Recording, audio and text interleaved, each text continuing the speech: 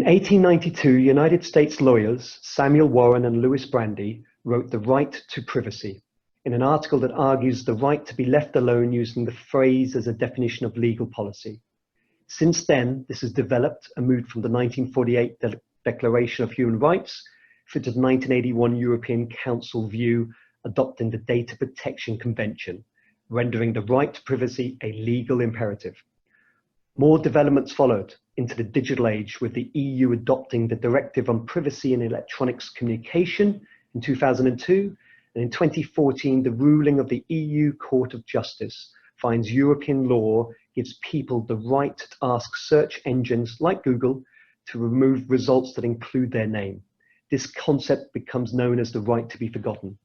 In 2016, we moved towards the approval of the General Data Protection Regulation that came into force in May 2018. This has now been replicated in one form or another across the globe.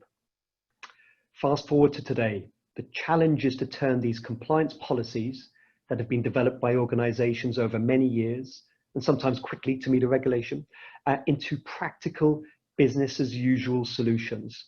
Hence, thank you for joining today through your lunchtime, and or if you're joining later on in a recorded episode.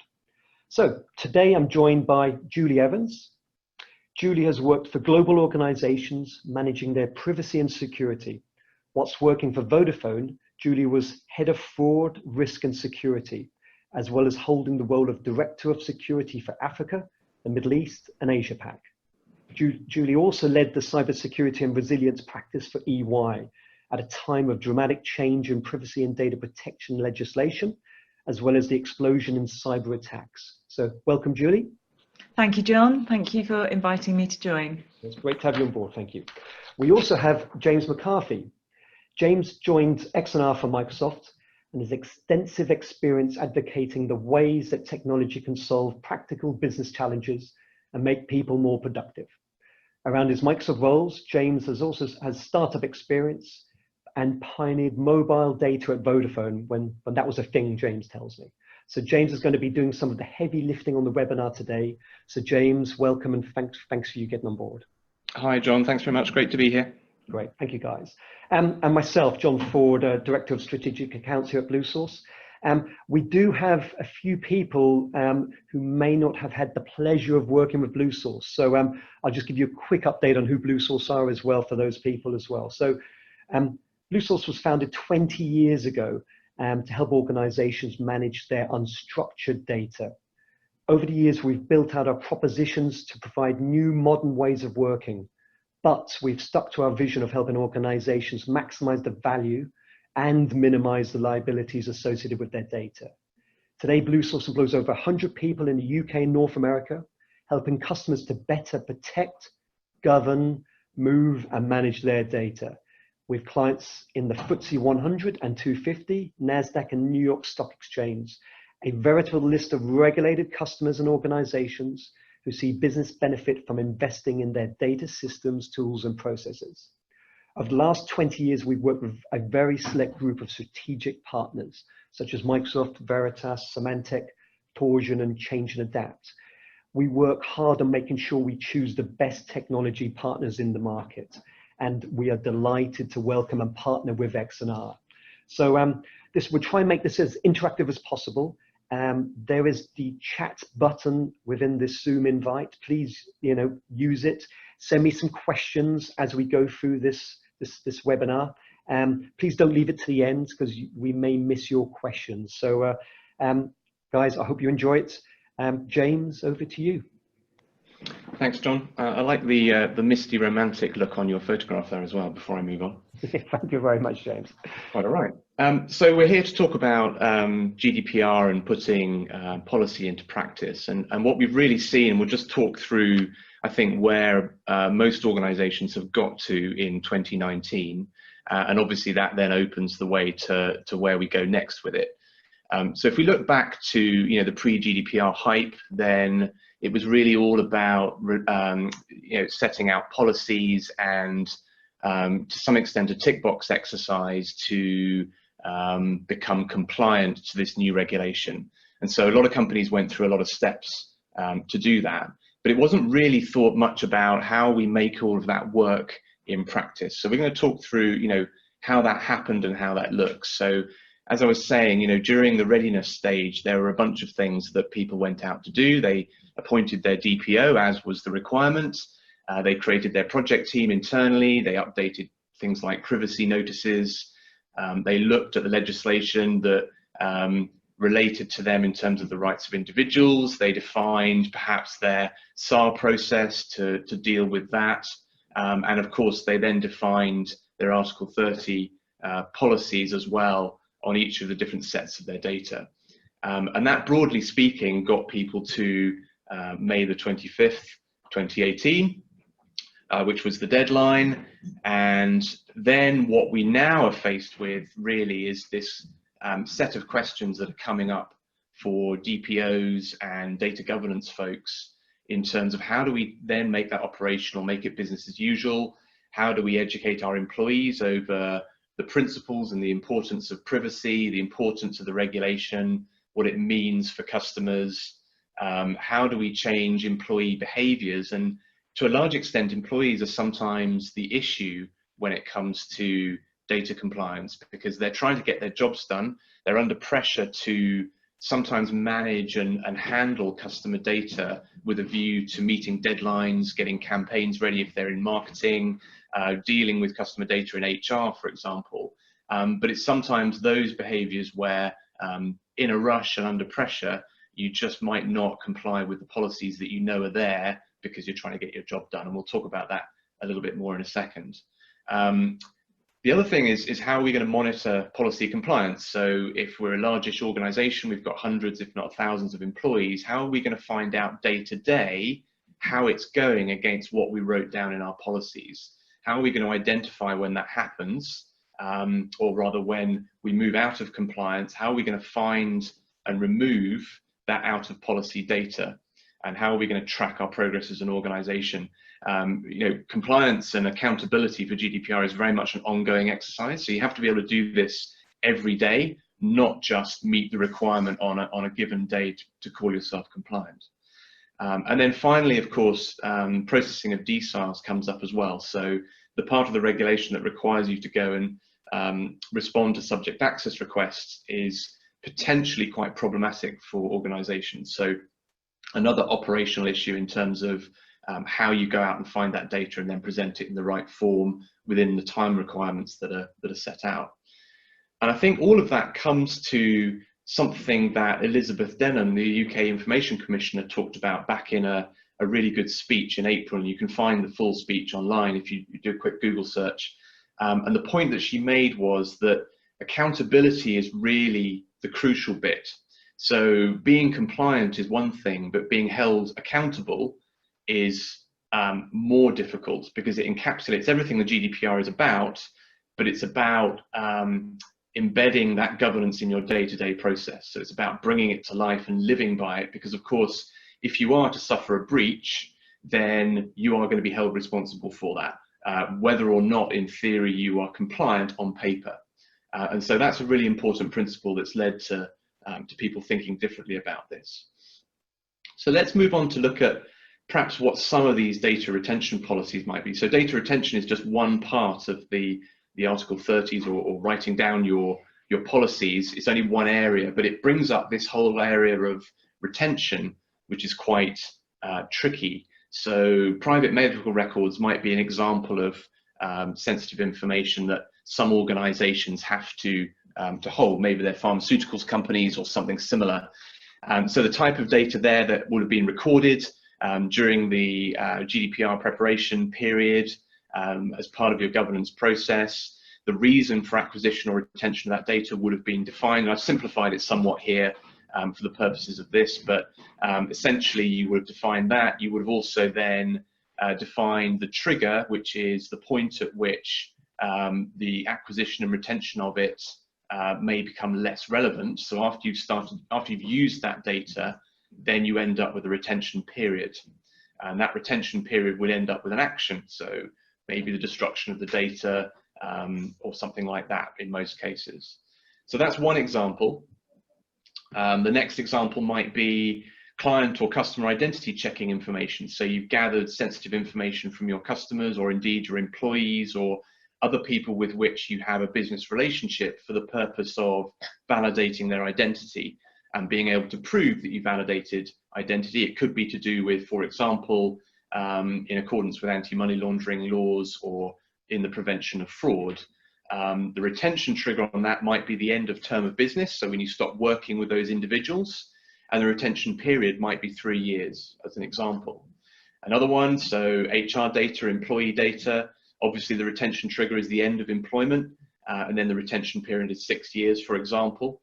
And then finally, external job applicants. So this is where you're gathering data not of employees, but potential employees, and you're maybe gathering some of their information there. And the end of recruitment process is the trigger, and the retention period is 6 months. Now, all of those things are very sensible, they're just examples, but the obvious question then is, how is an organization going to actually look at whether we are over-retaining information?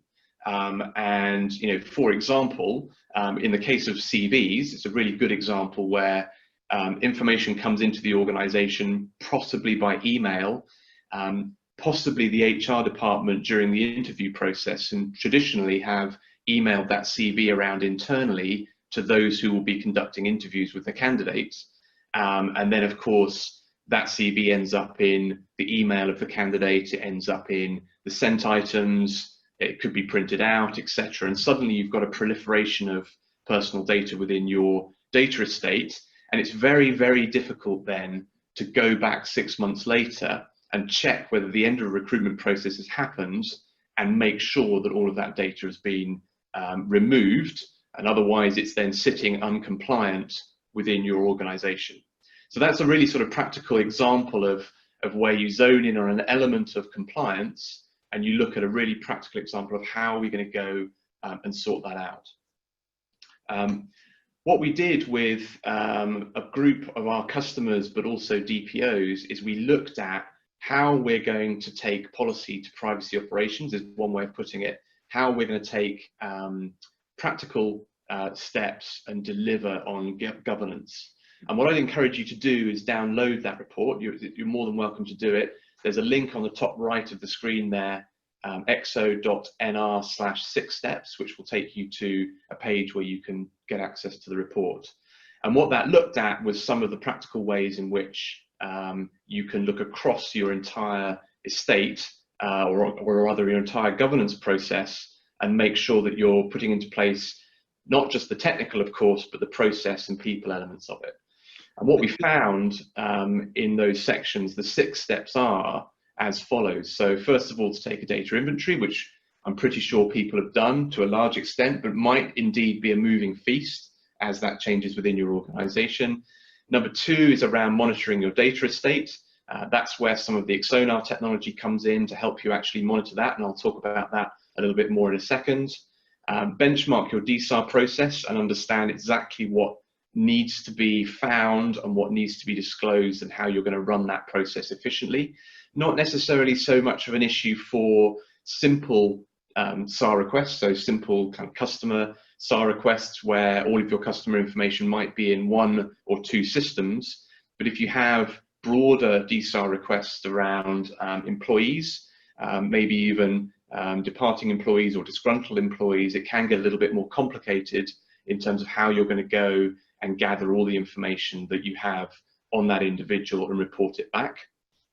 Nominating your data champions is a key area, and some of the work that we're doing with one of our customers at the moment who is moving on to operationalize their GDPR process is to actually nominate data champions within the different functions within the organization, and then make them accountable for, and their teams of course, for the data that they store on behalf of the organization, rather than viewing data as owned by nobody and an amorphous blob of information where it's very difficult to understand who owns that and who's responsible for it. So that's a key step that we're seeing with one of our customers. And then 5 is around obviously creating a data privacy training plan. So engaging employees. We talked a bit earlier on about how employees are often part of the problem unintentionally. They don't intend to be, but in getting their jobs done, sometimes they are the ones that need to be understanding more about the importance of privacy, the importance about how they deal with customer information, and getting that to work within an organization is a key step. And then of course, it goes without saying that locking down data security is a step as well. Maybe in some organizations that's a different topic. It's a cyber security topic rather than a governance topic. But of course, if we do have an issue around a data breach, then it's when your GDPR process and governance program comes under scrutiny. So we'll do everything we can to remove the risk of the wrong data being in the wrong place in the estate. Of course, the data security, the perimeter security has an element too. And James, just a gentle reminder, we've got a couple of questions, but a great time to remember to put your questions up there. We've got a couple there. I think we probably have a few more as well. Just a gentle reminder. Thank you, John. Yes, please. We're doing a whistle-stop tour here of the content, so we're trying not to bog down too much. We want to make the main focus of the event on the Q&A. That's where you're going to get the most value, I think, hopefully. So those are the 6 steps. Encourage you again to download the report. The link is in the top left there. We will also show the link on the Q&A page a bit later on so that you can download it at your pleasure. So what I'm going to do now is I'm just going to talk a little bit about how our technology then helps very practically to put some of that into practice. And I've got an example of how you might take a policy and how you might monitor that policy over time to help you meet your governance objectives. So just to give you a quick overview, Exonar is software that effectively indexes everything you've got in your data estate. So think of it a little bit like Google within your enterprise. So we crawl and index all of the information you have. So whether that's structured information such as database rows and notes fields within customer services databases or other areas, or whether it's structured or unstructured data in your HR department or your marketing department. So that means emails, attachments, documents, PDFs, Excel spreadsheets, everything else that we would call unstructured data. What we're able to do is build that index of all of that information in one place, which then allows you to immediately search and repeatedly search for information within there that might meet certain criteria. So effectively, you can run queries and search straight into that information. It differs from other technologies that are doing this in the sense that by creating an index, the searchability is maintained over time. Whereas many other technologies that do similar things rely on scanning for information. So for example, if you were running a DSAR request, a lot of technologies are there to go and scan through your data on a one-off basis. But then if you want to run that scan, it can take some time to come back with results. Whereas here, what we provide is an interface that's an awful lot more like a Google search interface that allows you pretty much instant access to everything. So as you change your query or change your search, you can then amend that and dive around and have a look and analyze what you've got in your infrastructure. The key thing then is to allow you to act on that data. So we then are able to tag all of the information that you find that may relate to specific policies or specific types of data. And then of course that helps you to then act on it. And I'll talk about a very specific example of one of the features that we have that helps you to do that. So by running regular searches, what we allow our customers to do is build workflows that effectively relate to specific policies that they have. So if you think back to one of those previous slides, I had those policies on the screen that talked about maybe looking for CVs within your organization and how long they've been retained for.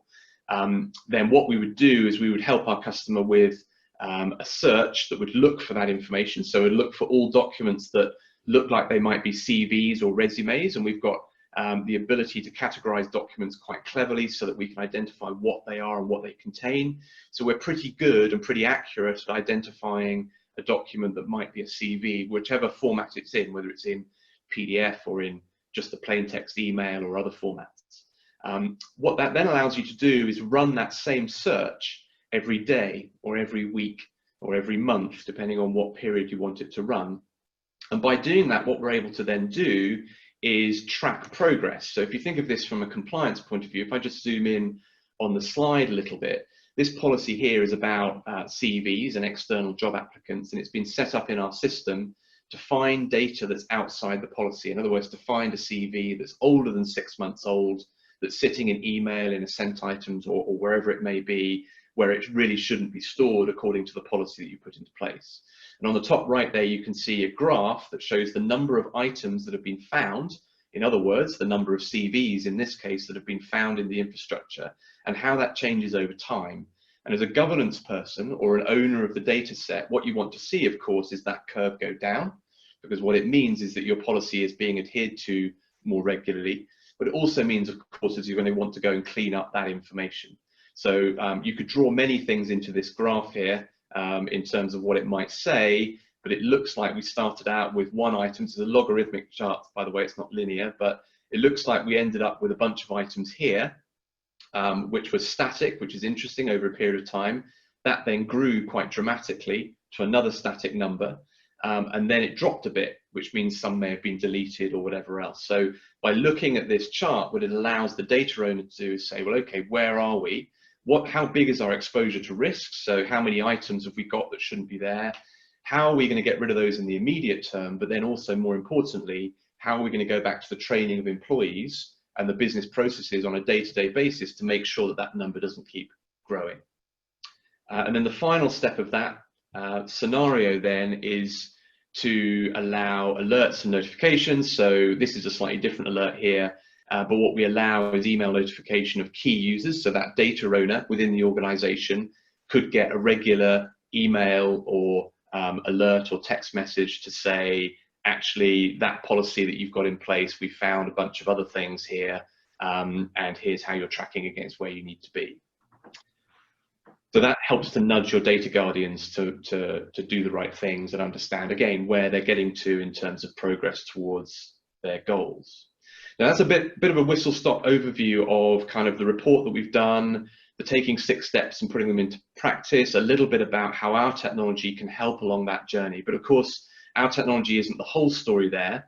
There's more to data governance and rolling it out, which is why, in fact, we're partnering with BlueSource to help us to do this. So I'm just going to hand over to John, if you've got a second, just to run through how you then build that into a bigger solution for your customers.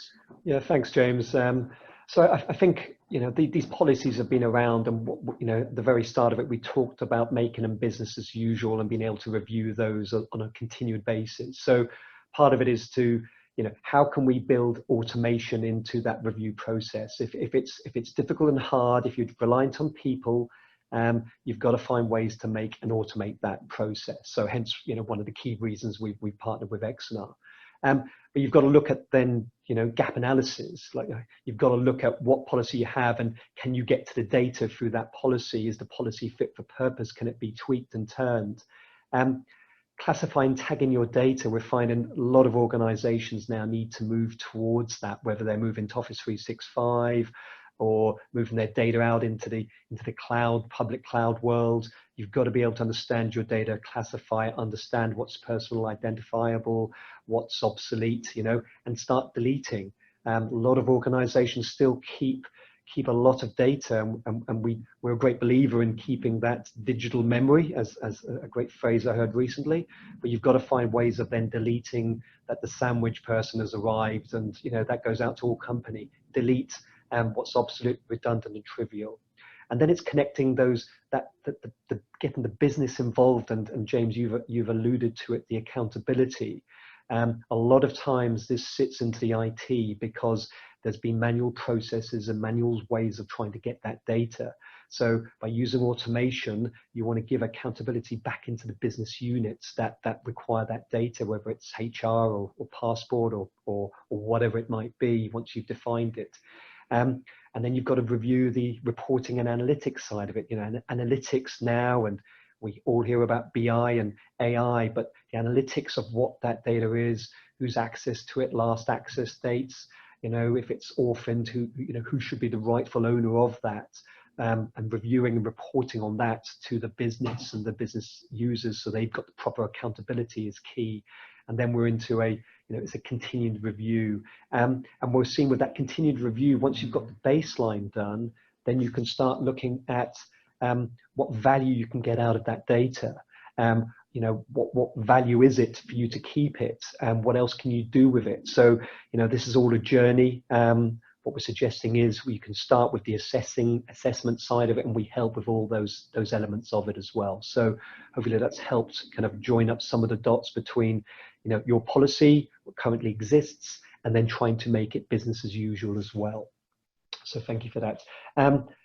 I know we've had some questions, so I've been keeping an eye on those as well. So I've got a few. I'll try to edit them on in due course. So apologies if you sent this over and it's not exactly as you put it.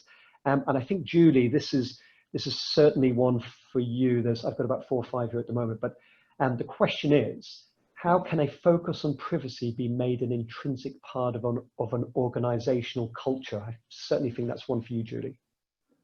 Yeah, sure. Okay.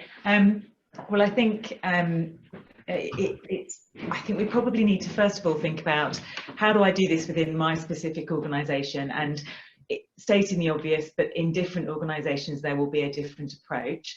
It is my view actually that in a very consumer-facing organisation, privacy is probably a much easier thing to put front and centre than it is in perhaps a B2B organisation. So in some ways, where there is more risk in that consumer-facing organisation, there is probably already a greater awareness and perhaps a bit more to work with.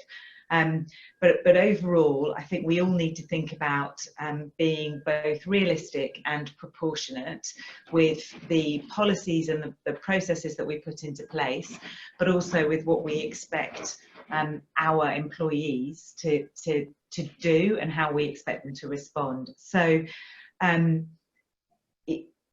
obviously it's really, really helpful to have a really strong tone from the top. And if I could speak, as a privacy professional, I think one of the first places I would be looking to make that happen is to look at the organisational goals. So within every organisation there will be something like a strategy, a set of targets for that year, an idea around the culture in which we want the organisation to have, or the image that we want it to have externally.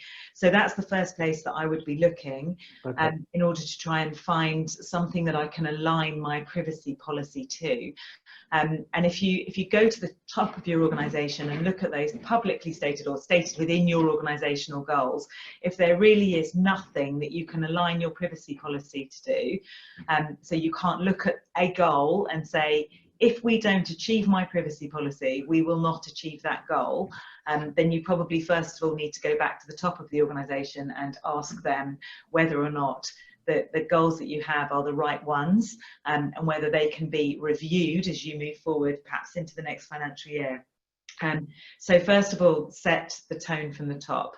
And then I think once you've set the tone from the top, you've thought about which goal or which objective or which cultural desire it is that your board has stated that you are aligning yourself to, start to think about how you create an accountability internally for different people within the organisation. So James mentioned earlier that Elizabeth Denham used the word accountability, and I think that's great. I really agree with it wholeheartedly.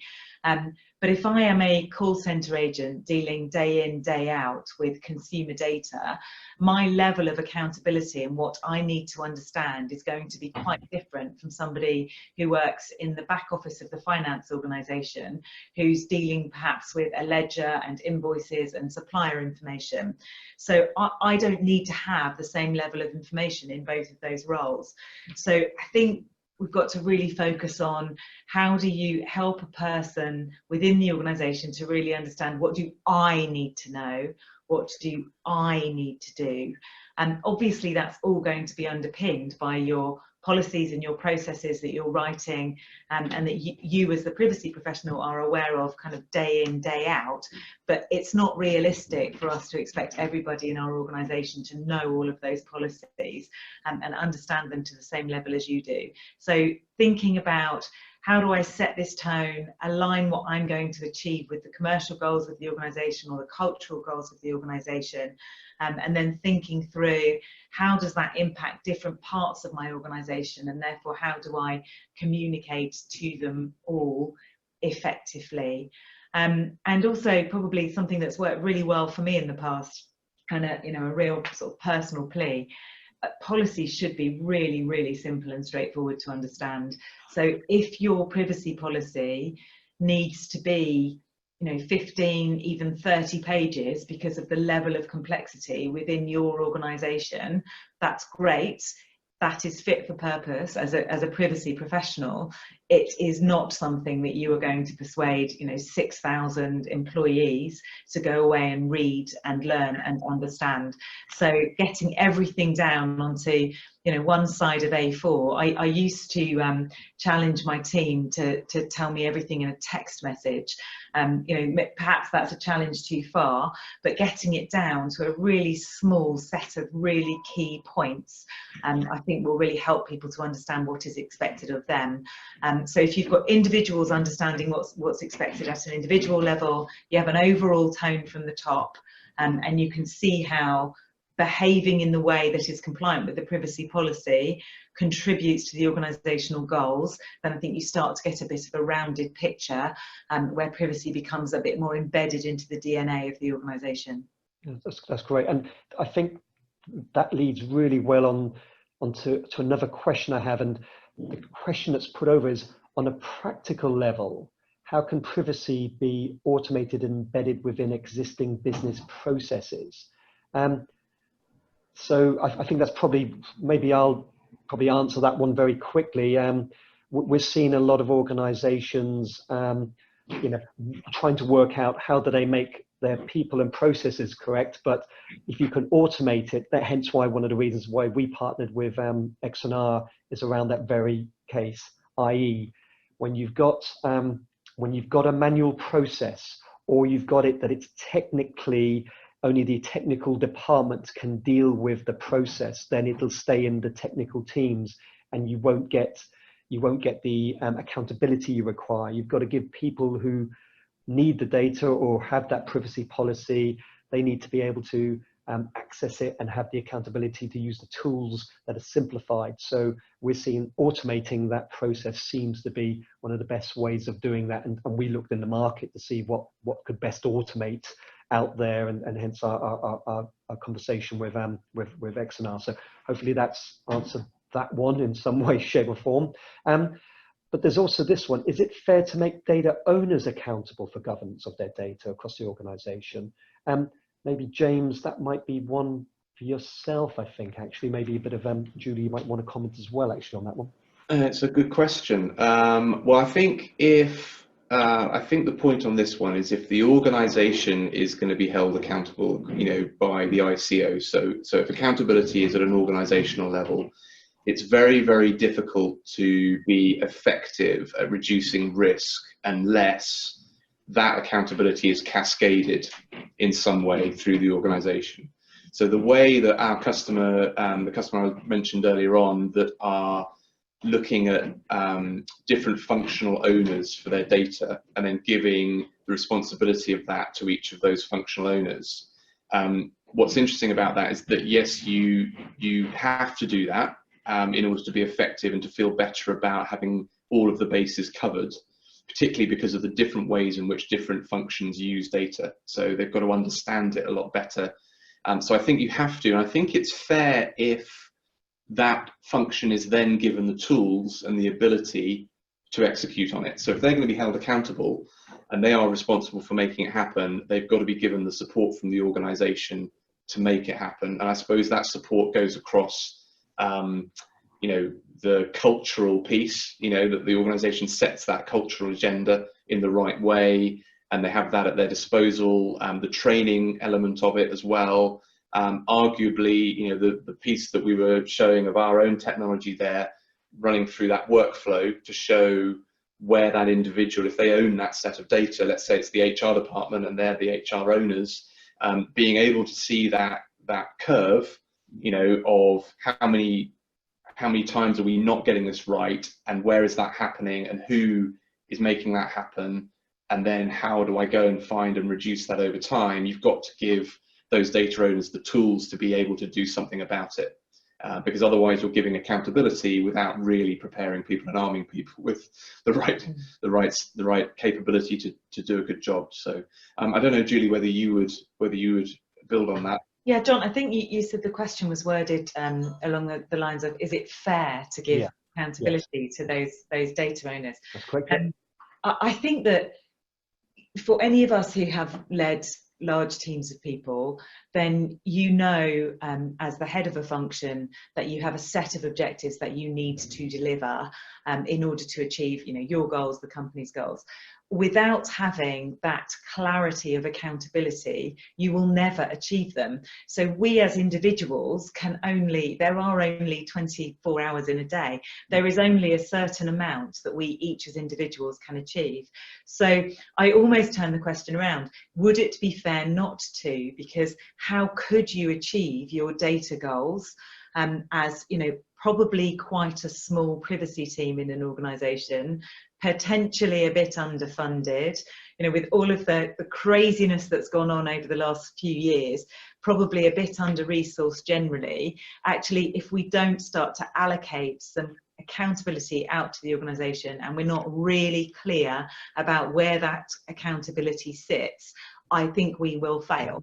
So it's absolutely right and fair and appropriate for different functions within the organisation to step up and take ownership of the data that they own. And I know owning data is an interesting concept that I have been in very many conversations about over the years, but absolutely we need to step up. We need to push that through the organisation. And I think that if we don't, then we will fail. So yes, it's fair. I would almost turn the question the other way around and say, if we don't, how else would we achieve it in a big and complex organisation? Yeah, hopefully that makes sense to Nigel on that question. And I think, Julie, I'd suggest again this one, I'll aim at you. The question is, are there any other key priorities in 2020 in the privacy world? I suggest that might be your question as well, with a bit of input from us as well. Yeah, okay. Well, look, I think for me, coming down the line in the next 12 months, there are a couple of big themes. So certainly people that I'm talking to who are still very much working within big organisations in the privacy world, a large number of them are becoming quite overwhelmed with the DSAR issue.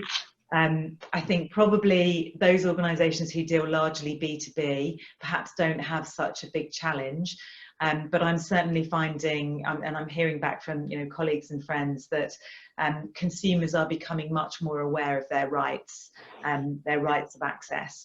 And actually they are using them probably for issues that are nothing to do with privacy. So someone has a customer service issue, for example, or concerns over a billing question, and actually doing a DSAR is kind of a quick route to almost getting a shot back at the supplier.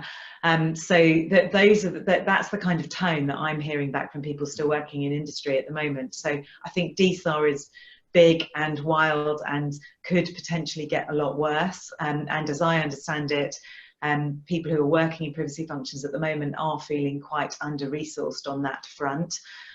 Although, general levels of sort of support and understanding. And the second thing for me for 2020 is actually thinking about how do we really focus on maintaining everything that we've achieved over the last couple of years. Some organisations would have said that they were compliant with GDPR in May 2018. Some organisations may have taken a bit long to get there, but almost all would say that actually some of the ways that they got there involved quite a lot of manual labour and quite a lot of sort of workaround effort. So it may not be realistic for those methods. For example, James talked earlier about creating a register of all of the personal data that you hold.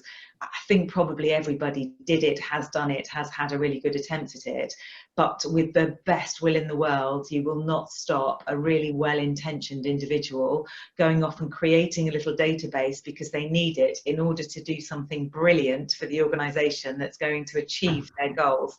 So these little things have still happened since May 2018, and other chunks of data have built up. And there will be lots of other things just during day-to-day business that have happened that mean that the organisations who could once have claimed to have been compliant perhaps are not anymore, or are clinging on to compliance but still doing it in a very manual way.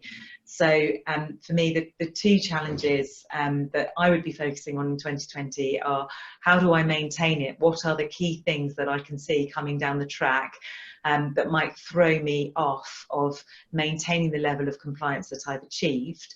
And how are my resources looking around DSAR? Am I starting to see a trend? And can I, before that becomes too problematic for me, step in and do something about this potentially huge drain on my resource? No, cool. Thank you, Julie. Yeah, that was excellent. I just looking at the time, I've probably got, I can use one more question that's come through actually, just now actually. Is investment in governance of data hampered by the fact that it's a cost to the business? I think, again, I'll probably take all your, Julia and James, your inputs on that one, but where we probably see that is around, can you not afford to do that investment? And also looking at your business case as an opportunity, because we're seeing people, as I said, keeping lots of data, struggling with the amount of data they have to do proper DSARs or back it up. So we're actually seeing there's a practical element to getting to understand your data that allows you then to make decisions on cost of cloud infrastructure, cost of internal infrastructure, cost of managing that, because there is a cost to it.